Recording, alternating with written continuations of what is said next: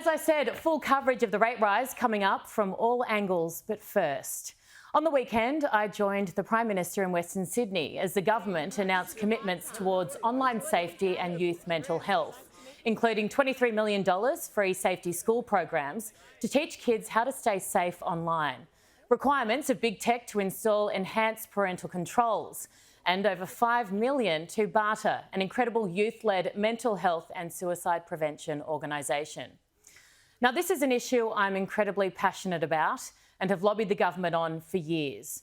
It began off the back of my own experience with vile abuse and harassment online, including horrific threats against my life and that of my child, who, at just 3 years old, has already been the victim of multiple death and rape threats that no one, let alone a toddler, should ever be subjected to. I initially accepted this was just because I was in the public eye, just part and parcel of doing a job that I love, but a job that, like every other profession, has some downsides.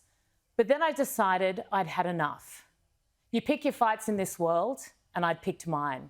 Nobody deserves to fear for their safety, no matter what they do for a living.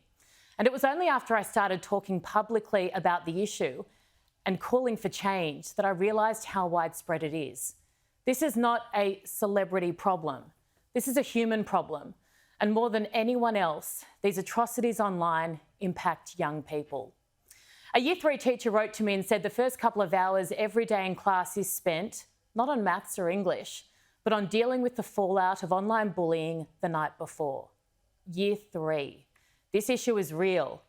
Our kids haven't built the resilience that most adults have and rely on. They don't understand that a lot of these perpetrators are often sick, sadistic and evil. They don't have the mechanisms to cope. COVID forced almost all of us online. Students in kindergarten had to learn from home via Zoom, on the computer, hooked up to the internet. Being online is now a necessity for our kids, not a choice. So it's up to us to protect them as best we can. And we have to, given nearly half of all young Australians reported experiencing harm online over the past year. So when a journalist, straight after this announcement on Sunday, referred to this as a small issue, a small idea, a small announcement, I was ropeable. I understand the economy and cost of living pressures.